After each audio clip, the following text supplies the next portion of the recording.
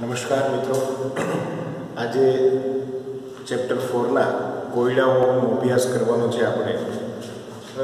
એમાં પહેલો જે કોયડો છે એમાં સરેરાશ વેગ મેળવવાનો છે. તમને બ્યુટાઇલ ક્લોરાઇડ C4H9Cl ની સાંદ્રતા જુદા જુદા સમયે નીચે આપેલી છે અને એ પ્રક્રિયાનો સરેરાશ વેગ એટલે કે RAV મેળવવાનું છે આપણે. તો એમાં તો ઘણા બધા રીડિંગ આપ્યા છે અલગ અલગ સમયે, સેકન્ડે. આપણે હું એક તમને શીખવાડી દઉં કે કઈ રીતે એનો સરેરાશ વેગ મેળવવો. તો સરેરાશ વેગ મેળવવા માટે આપણે સૂત્ર લખશું કે સરેરાશ વેગ બરાબર -dr/dt. પ્રક્રિયકનો મેળવવાનો છે એટલા માટે આપણે માઇનસ લખશું. તો dt ડેલ્ટા t એટલે કે જે બે સમયગાળો છે, આપણે પહેલો સમયગાળો 0 થી 50 સેકન્ડની વચ્ચેનો લઈએ તો ડેલ્ટા t બરાબર 50 - 0 અને ડેલ્ટા r બરાબર 50 સેકન્ડે એની સાંદ્રતા 0.0905 છે અને 0 સેકન્ડે એની સાંદ્રતા -0.1 છે. તો એની બાદબાકી કરશું તો આપણને 50 વડે ભાંગતા જવાબ 1.9 × 10⁻⁴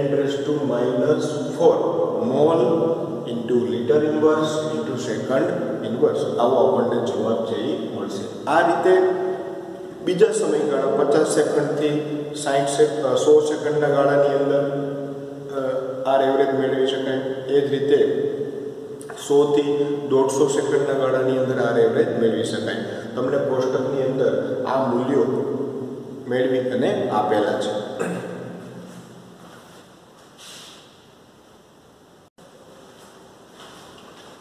બીજો નેક્સ્ટ 4.2 કોયડો છે. એની અંદર એક પ્રક્રિયા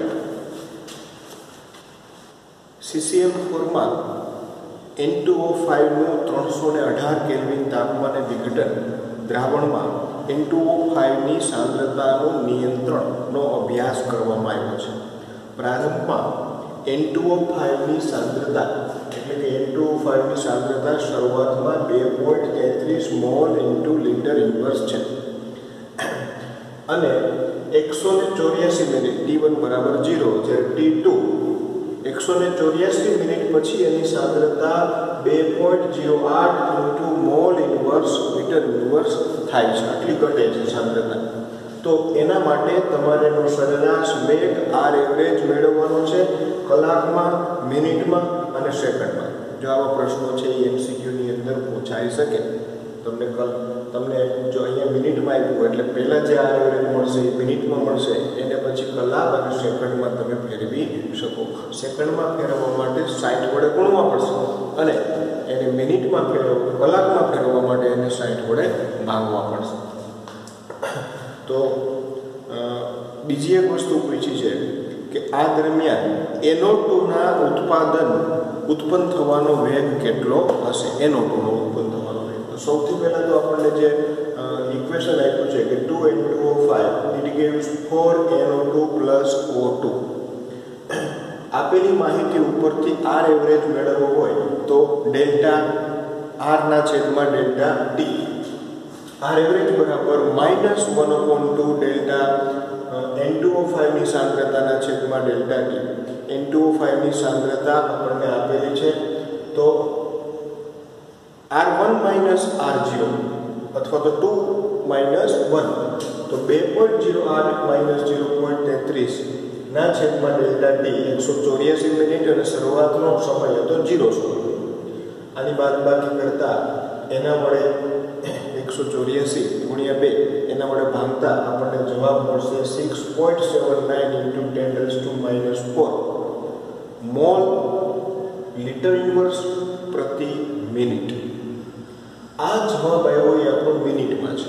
સૌથી પહેલાં જો સમજો આપણે મિનિટને હવે સેકન્ડમાં ફેરવવા છે તો 1 મિનિટ બરાબર કેટલી સેકન્ડ? તો કે 60 સેકન્ડ. મેં લખી નાખ્યું છેદમાં એવા છે એટલે આ જે ફિગર છે એને 60 વડે ભાગો તો જવાબ આપણને મળશે 1.33 × 10⁻⁵. Mall litre inverse second inverse, સેકન્ડમાં જવાબ આવ્યો. હવે આપણે મિનિટમાંથી કલાકમાં જવું છે, અવરમાં જવું છે. તો 1 કલાક બરાબર 60 મિનિટ થાય. તો 1 મિનિટ બરાબર કેટલી? તો એને આપણે 60 વડે ભાંગવા પડશે.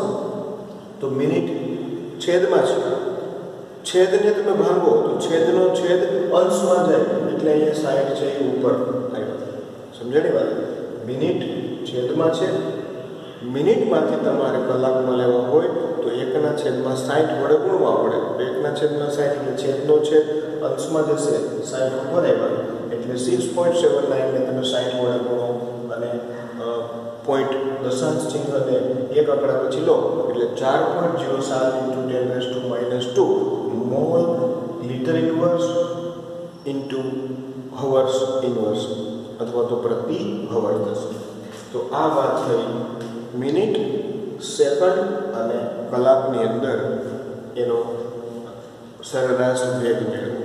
હવે આપણને એવું કીધું છે કે NO2 નો પણ સરેરાશ વેગ મેળવવાનો છે. તો આપણે વેગ સમીકરણની અંદર શીખી ગયા હતા કે પ્રક્રિયકોના જે સરેરાશ વેગ છે એ માઇનસ લેશું, -1/2 એનો જે તત્વયોગમિતીય ગુણાંક છે એને ભાગાકારમાં -1/2 ડેલ્ટા N2O5/Δt બરાબર નિપજ માટે તો કે +1/4 ડેલ્ટા NO2 ની સાંદ્રતાના છેદમાં Δt. આપણે આટલો ભાગ મેળવવાનો છે. આની કિંમત આપણને મળી ગઈ છે. કેટલી મળી? તો કે 6.79 × 10⁻⁴. આ 4 છે એને ગુણી નાખીએ અને મેં કરતા બનાવી દીધો. આ આખાની જગ્યાએ મને કેટલું મળ્યું હતું? તો કે 6.79 × 10⁻⁴ એને 4 વડે ગુણતા આ 4 ક્યાંથી આવ્યો? તો કે અહીંયા ગુણાકાર. જવાબ આપણને મળશે 2.72 × 10⁻³ mall into litre inverse into minute inverse અથવા તો પ્રતિ મિનિટ. આપણે આ મિનિટ વાળો સરેરાશ વેગ લીધો એટલે જવાબ મિનિટમાં મળ્યો. જો આપણે સેકન્ડ વાળો સરેરાશ વેગ લેશું તો અહીંયા સેકન્ડ ઇન્વર્સ લખવું પડે. તો આ બે કોયડાઓ હતા. પહેલાની અંદર સરેરાશ વેગ, બીજો પણ સરેરાશ વેગ ઉપર આધારિત હતો. હવે ત્રીજો કોયડો. ત્રીજા કોયડાની અંદર પ્રક્રિયાનો એકંદરે ક્રમ ગણવાનો કીધો છે. પ્રક્રિયા ક્રમ. તો પ્રક્રિયા ક્રમ ગણવા માટે આપણને ખબર છે કે x + y કરશું. આપણે x + y નો જે સરવાળો કરીએ એ આપણો પ્રક્રિયા ક્રમ થશે. x અને y શું છે? તો કે એ સાંદ્રતાના ઘાતાંક છે. તો પહેલી પ્રક્રિયા આપી કે વેગ બરાબર k × a ની સાંદ્રતાની 1/2 અને b ની સાંદ્રતાની 3/2 છે. તો પ્રક્રિયા ક્રમ એટલે શું? તો કે x + y તો 1/2 + 3/2 એનો સરવાળો કરો અને જે જવાબ આવે એ આપણો પ્રક્રિયાનો ક્રમ થયો. MCQ ની અંદર આવા પ્રશ્નો છે એ પૂછાઈ શકે કે 4/2 એટલે કે 2. તો આ જે પ્રક્રિયા છે એ દ્વિતીય ક્રમની છે એવું આપણને ખ્યાલ આવે છે. બીજું એ પૂછે કે વેગ બરાબર k × a સાંદ્રતાની 3/2 અને b ની સાંદ્રતાની -1. તો અહીંયા x બરાબર 3/2 અને y બરાબર -1. આનો સાદુરૂપ આપતા 1/2 એટલો મતલબ કે આ પ્રક્રિયા અર્ધક્રમની પ્રક્રિયા છે. કેવા ક્રમની પ્રક્રિયા છે? અર્ધક્રમની પ્રક્રિયા છે. તો એકદમ સિમ્પલ છે. x + y કરવાથી આપણને એનો પ્રક્રિયા ક્રમ મળે છે. x + y ક્યાંથી મળે? તો કે વેગ બરાબર k × જે પ્રક્રિયકની સાંદ્રતાનો ઘાતાંક અને બીજા પ્રક્રિયકની સાંદ્રતાનો ઘાતાંકનો સરવાળો કરતા આપણને પ્રક્રિયા ક્રમ મળે છે. ઓકે, હવે કોયડો નંબર 4.4 જે પણ ખૂબ જ મહત્વનો MCQ ની અંદર આવા પ્રશ્નો ઘણી વખત પૂછાય છે. એકમ પ્રક્રિયા વેગનો એકમ કે k પરથી પ્રક્રિયા ક્રમ શોધો. અહીંયા k આપી દીધો છે. એના ઉપરથી તમારે નક્કી કરવાનું છે કે આ પ્રક્રિયા કયા ક્રમની છે. તો આપણે એક સૂત્ર ભણ્યા હતા કે ભાઈ k નો એકમ મેળવવો હોય ને તો સાંદ્રતા into ⁻1 - n into second inverse અથવા તો સમય પ્રતિ સમય. તો અહીંયા n બરાબર જે સંખ્યા લખતા આપણને આ એકમ મળે એ એનો પ્રક્રિયાક્રમ થશે. એન શું દર્શાવે છે? તો કે પ્રક્રિયાક્રમ દર્શાવે છે. તો k બરાબર 2.3 × 10⁻⁵ litre into mall inverse into second inverse આવું આપેલું છે. તો આપણી પાસે સૂત્ર છે k નો એકમ તો કે mall into litre inverse into 1 - n અને સેકન્ડ ઇન્વર્સ. હવે મોલ ઇન્વર્સ આવે છે અને લીટર ઉપર કોઈ પણ એક જ ઘાત આવે છે. એનો મતલબ કે અહીંયા n ની જગ્યાએ જો તમે 2 મૂકો તો 1 - 2 -1 ઘાત થાય. એ -1 ઘાત આને ગુણે તો માઇનસ પ્લસ થઈ જાય એટલે ખાલી L1 આવે લીટર 1. અને મોલ ઉપર -1 ઘાત આવે અને સેકન્ડ ઇન્વર્સ એમ છે. એટલે જો n બરાબર તમે 2 લેતા આપણને mall inverse litre into second inverse મળે છે. એનો મતલબ કે આ પ્રક્રિયા છે એ દ્વિતીય ક્રમની છે. કયા ક્રમની છે? દ્વિતીય ક્રમની. તો સિમ્પલ છે આ સૂત્ર ઉપરથી જ. જો ઘણી વખત આમાં એવું પણ પૂછે કે નીચેનામાંથી દ્વિતીય ક્રમની પ્રક્રિયાનો વેગ અચળાંકનો એકમ કયો છે? જોડકા સ્વરૂપે પણ પૂછે કે શૂન્ય ક્રમની, પ્રથમ ક્રમની, દ્વિતીય ક્રમની પ્રક્રિયા એની સામે એના વેગ અચળાંકના એકમ મેચ કરો. બરાબર? તો એવા પ્રશ્નો પણ આપણે આ સૂત્ર ઉપરથી સોલ્વ કરી શકીએ. બીજો આપ્યું છે કે k બરાબર 3 × 10⁻⁴ સેકન્ડ ઇન્વર્સ. માત્ર સેકન્ડ ઇન્વર્સ છે. એનો મતલબ કે મોલ પ્રતિ લીટર ઉપર 0 ઘાત આવવી જોઈએ. તો અહીંયા 0 ઘાત ક્યારે આવે? તો કે n બરાબર 1 લ્યો. 1 - 1 એટલે 0. તો હું n બરાબર 1 લઉં તો આ પ્રક્રિયા છે એ પ્રથમ ક્રમની પ્રક્રિયા થશે. કયા ક્રમની પ્રક્રિયા થશે? પ્રથમ ક્રમની પ્રક્રિયા. અને તો આનો એકમ છે એ સેકન્ડ ઇન્વર્સ છે એ મળે છે. તો આવા પ્રશ્નો છે એ ખાસ MCQમાં પૂછાય છે એટલે આની પ્રેક્ટિસ કરજો.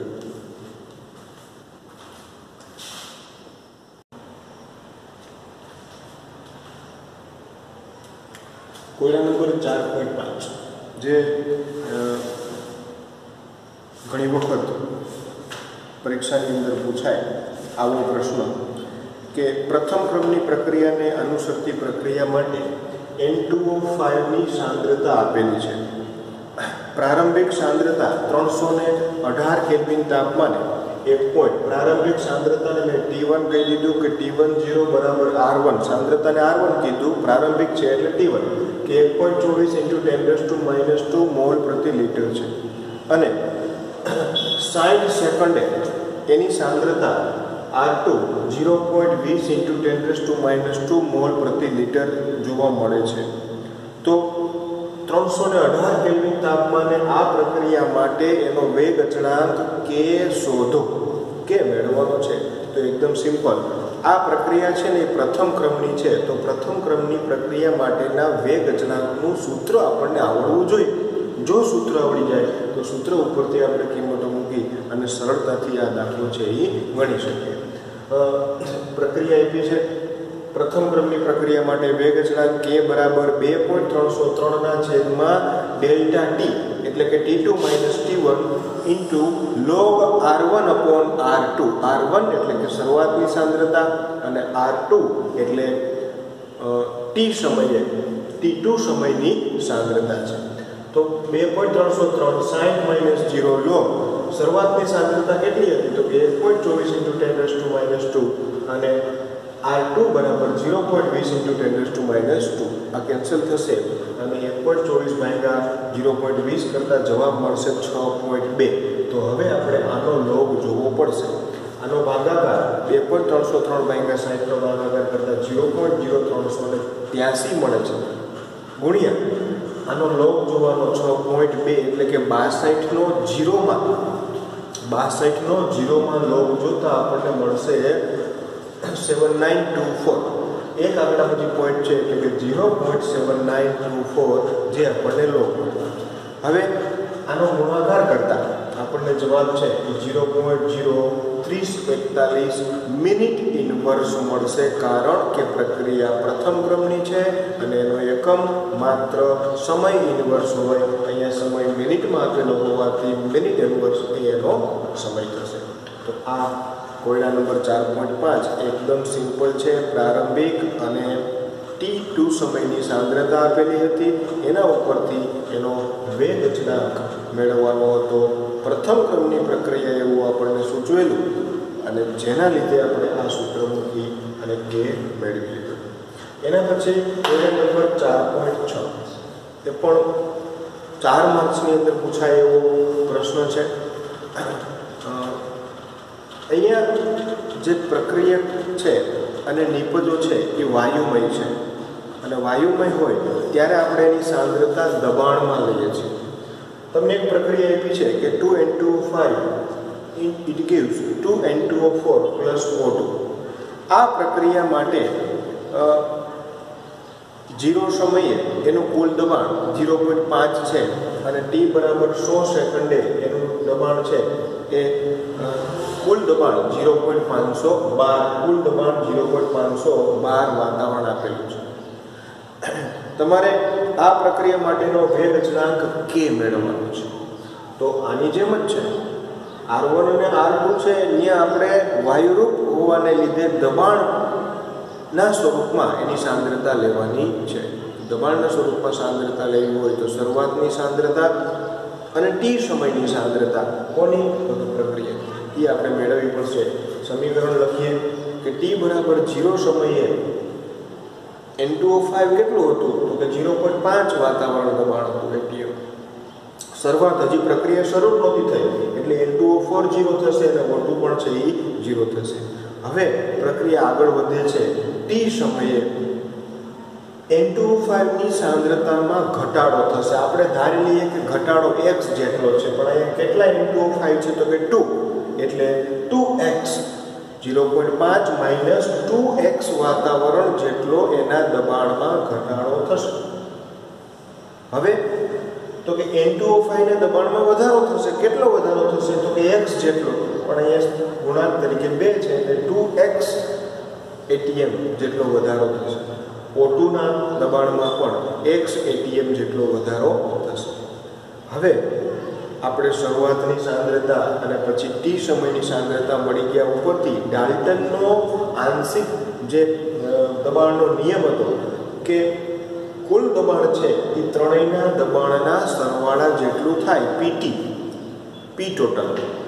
તો PT બરાબર N2O5 નું બાષ્પ દબાણ કયા સમયે તો કે T સમયે, N2O4 નું દબાણ અને O2 નું દબાણ, ત્રણેયના દબાણનો સરવાળો કરતા P ટોટલ બરાબર આની જગ્યાએ તો કે 0.5 માઇનસ 2x, N2O4 ની જગ્યાએ 2x અને O2 ની જગ્યાએ x.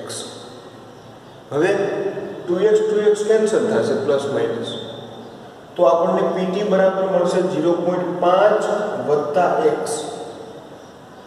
હવે આપણે તો જો x ની કિંમત મેળવી લઈશું કારણ કે pi તો આપ્યું છે. p એ આ થશે અને x ની કિંમત શું તો કે આને x ને કરતા બનાવી દઈએ તો x બરાબર pt માઈનસ 0.5. આ pt માઈનસ 0.5 ની કિંમત તમે આની અંદર મૂકી તો જો મેં એમ કહ્યું છે કે 0.5 માઈનસ 2x તો 0.5 માઈનસ 2 x ની જગ્યાએ pt માઈનસ 0.5 એટલે 0.5 માઈનસ આ 2 આને ગુણે એટલે 2pt અને 2 0.5 ને ગુણે એટલે 1 તો 1 વત્તા 0.5 એટલે 1.5 માઈનસ 2pt તો p into 5 બરાબર 1.5 માઈનસ 2pt આ t સમયે p into 5 નું દબાણ છે. તો હવે આપણે વેગ અચળાંકનું સૂત્રની અંદર આ વસ્તુ મળી ગઈ આપણે. હજી આ જે pt છે ને એની કિંમત આપણી પાસે છે. કુલ દબાણ t સમયે કેટલું કીધું હતું કે 0.512 તો આ t ની જગ્યાએ 0.512 મૂકી દો અને આને 2 વડે ગુણો પછી 1.5 માંથી બાદ કરતા t સમયે એટલે કે 100 સેકન્ડે p into 5 ની જે દબાણ છે એ 0.476 atm થશે. બરાબર. જો શું કર્યું આપણે ફરીથી ધ્યાન રાખજો. પહેલા શરૂઆતની દબાણ લીધું, પછી t બરાબર 100 સેકન્ડે જે દબાણ છે એની વાત કરી, પછી ડાલ્ટનનો આંશિક દબાણનો નિયમ કે ત્રણેયનું દબાણ છે એ પી ટોટલ જેટલું થાય, એના ઉપરથી એક્સ મેળવી લીધો. આ એક્સની કિંમત આપણે આની અંદર મૂકી અને પછી આપણને મળી ગયું Pn2O5. હવે પીટીની કિંમત મૂકવાની હતી, તો પીટીની કિંમત આપણને રકમમાં આપી છે કે ભાઈ 100 સેકન્ડે એનું કુલ દબાણ છે એ 500 ને 0.512 થાય છે, એટલે આપણને Pn2O5 મળી ગયું t બરાબર 100 સેકન્ડે. અને t બરાબર 0 સેકન્ડે આપણી પાસે છે જ, કેટલું છે તો કે 0.5 છે. હવે વેગ અચળાંકનું સૂત્ર k બરાબર 2.303 ના છેદમાં t2 minus t1 log pi ના છેદમાં pa. જો અહીં ખાસ ધ્યાન રાખજો, pi એટલે ઇનિશિયલ શરૂઆતનું દબાણ કેટલું આપ્યું છે 0.5 આપ્યું છે, તો મેં લખ્યું 0.5. pa એટલે t બરાબર જે 100 સેકન્ડે જેનું દબાણ છે એ આપણને મળી ગયું કેટલું 0.476. આનો ભાગાકાર કરતા જવાબ મળશે 1.050. આનો ભાગાકાર કરતા t2 માઇનસ t1 એટલે 100 એટલે 0.02303 ઇન્ટુ log 1.050. આનો લોગ જોવાનો કેમ તો કે 10/5 માં લોગ જોતા 0.0212 લોગ મળે, એનો આની સાથે ગુણાકાર કરતા જવાબ મળશે 0.000488. અને દશાંશ ચિહ્ન એક આંકડા પછી લઈ જતા 4.88 × 10⁻⁴ સેકન્ડ ઇનવર્સ એ એનો વેગ અચળાંક k થશે. તો આ રીતે વાયુમય અવસ્થાની અંદર રહેલા પ્રક્રિયકો એ માટેનું વેગ અચળાંકનું આપણે આ રીતે મેળવી શકીએ. તો શરૂઆતમાં આપણે શું મેળવવું પડ્યું હતું કે શરૂઆતનું દબાણ આપેલું હતું, પણ ટી સમયે એનું આપણે દબાણ છે એ મેળવ્યું. એના પછીનો જે દાખલો છે કોયડો 4.7 ની અંદર એક પ્રથમ ક્રમની પ્રક્રિયા આપેલી છે અને તેનો વેગ અચળાંક k આપી દીધો છે 5.5 × 10⁻14 સેકન્ડ ઇનવર્સ. તો આના માટે તમારે t1/2 મેળવવાનો છે. એકદમ સિમ્પલ વાત છે. t1/2 અર્ધ આયુષ્ય સમય. જો આ સૂત્રો બધા યાદ રાખવા પડશે. કયા ક્રમની પ્રક્રિયા છે તો કે પ્રથમ ક્રમની પ્રક્રિયા માટે t1/2 બરાબર 0.693/k. 0.693/k ની કિંમત મૂકી દો. 5.5 × 10⁻14 ભાગાકાર કરો, ઘાત ઉપર લઈ જાઓ, એક આંકડા પછી પોઈન્ટ મૂકો એટલે 1.26 × 10⁻13 સેકન્ડ એનો t1/2 થશે. આવા પ્રશ્નો MCQની અંદર પૂછાય છે. એટલે માત્ર આપણને સૂત્ર આવડતું હોય તો સૂત્રની અંદર કિંમત મૂકી અને આપણે એનો t1/2 છે એ મેળવી શકીએ. ઓકે, એક 4.8મો દાખલો.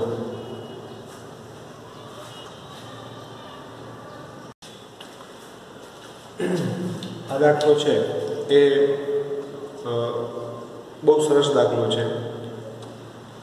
પરીક્ષાની અંદર પણ આના જેવા દાખલાઓ છે એ ઘણી વખત પૂછાય છે કે પ્રથમ ક્રમની પ્રક્રિયા 99.9% પૂર્ણ કરવા માટે જરૂરી સમય t1/2 10 ગણો છે તો સાબિત કરો. આપણે બીજું કાંઈ નથી કરવાનું. પ્રથમ ક્રમની પ્રક્રિયા માટેના t1/2નું સૂત્ર આપણને આવડે છે કે 0.693/k. હવે આ પ્રક્રિયા જે 99.9% પૂર્ણ થાય ને એના માટે t1/2 કેટલો છે એ મેળવી લઈએ, પછી બે સમીકરણનો ગુણોત્તર લઈ લઈએ એટલે આપણને મળી જશે.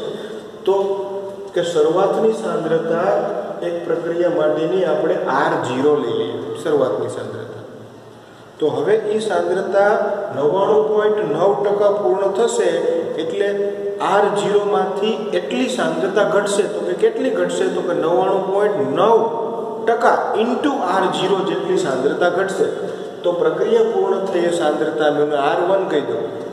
તો R0 એટલે કે શરૂઆતની સાંદ્રતા માઇનસ કેટલી બાદ કરવી પડશે તો કે શરૂઆતની સાંદ્રતાના 99.9%.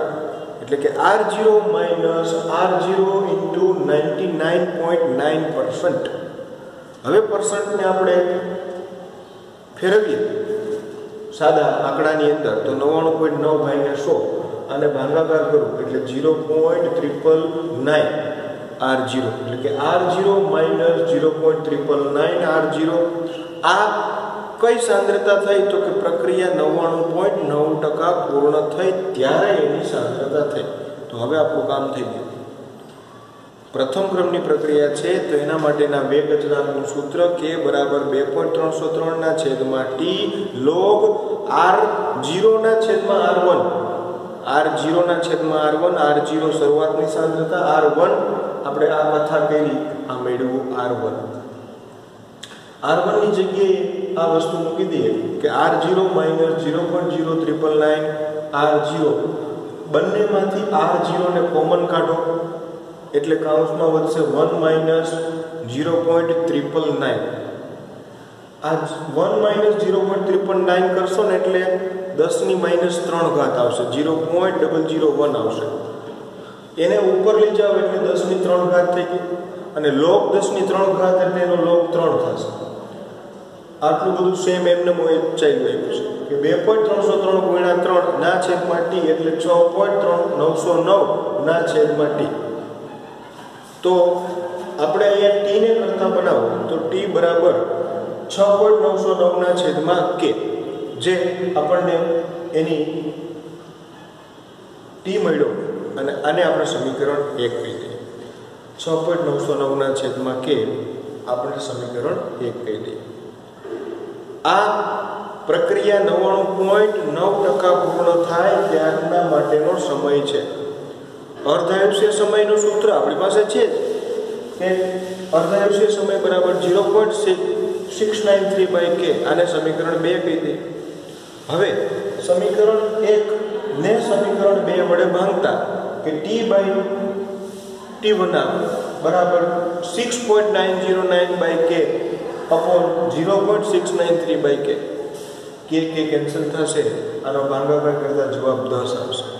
તો આ t1 આપણે તમે આ બાજુ લઈ જાઓ તો t બરાબર 10 ગુણ્યા t1 એનો મતલબ કે આ જે સમય છે એ t1 ના 10 ગણો છે. t એ t1 ના 10 ગણો છે જે આપણે સાબિત કરવાનું હતું. એટલે કે t લાગતો સમય એ અર્ધાયુષ્ય સમયના 10 ગણો છે. તો આ રીતે આપણે આખો પ્રશ્ન છે એ સોલ્વ કરી શકીએ. એક જ વસ્તુ ધ્યાન રાખવાની છે શું તો કે શરૂઆતની સાંદ્રતા R0 પણ R1 કેટલું લેવું તો કે R0 માંથી R0 ના 99.9% બાદ કરવાના છે અને ટકાને તમે ફિગરની અંદર ફેરવો અને એ મળશે R0 માઇનસ 0.999 R0 અહીંયા મૂકી દો. પછી તો એકદમ સિમ્પલ સાદુરૂપ છે. સમીકરણ 1 અને સમીકરણ 2 એનો ગુણોત્તર લઈ અને આપણને t બરાબર 10 t1 હાફ મળે છે.